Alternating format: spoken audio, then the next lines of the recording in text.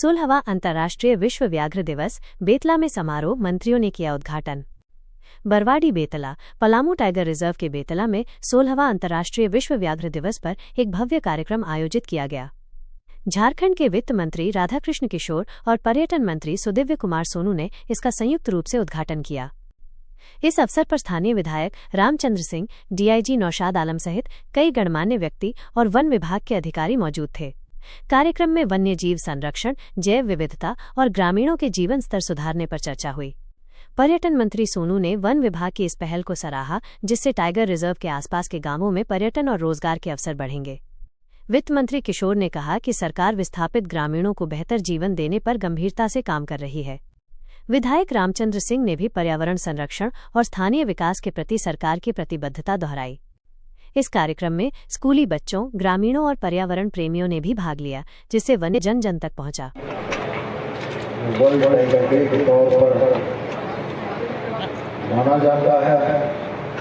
आज इस महत्वपूर्ण कार्यक्रम में मेरे साथ उपस्थित झारखंड सरकार के काबीना मंत्री बड़े भाई आदरणीय राधाकृष्ण किशोर सर, मेरे साथ मौजूद इस क्षेत्र के मलिका के लोकप्रिय विधायक भाई रामचंद्र सिंह जी,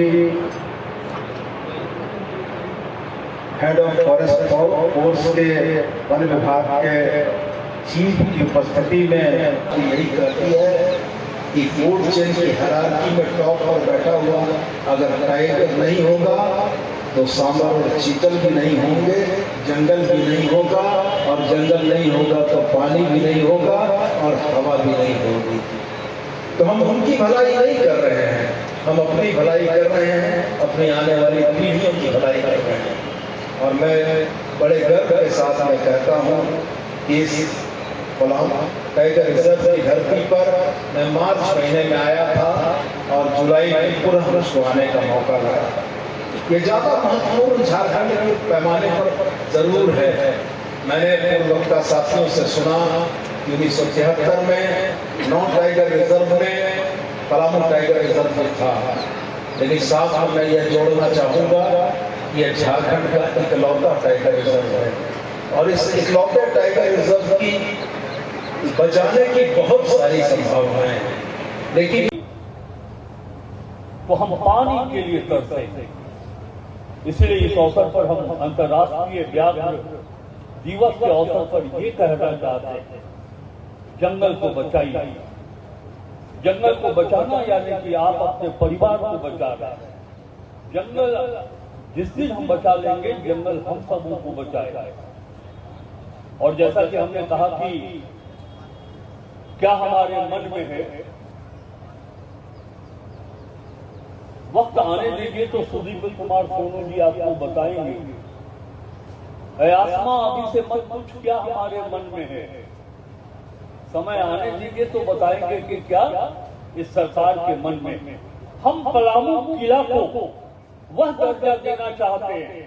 हेमंत सोरेन की सरकार पलामू किला के उस दृश्य को जिस तरह बदलना चाहती है, आने वाले 2-3 वर्षों में आपको दिखाई पड़ेगा कि बेतला टाइगर प्रोजेक्ट एरिया जो हमारा है, पलामू किला जो है, कवलदा झील है, केचरी जो हमारा इतना महत्वपूर्ण जगह है, या मलय है, पूरे हिंदुस्तान में पलामू प्रमंडल पर्यटन के मानचित्र पर स्थापित होगा।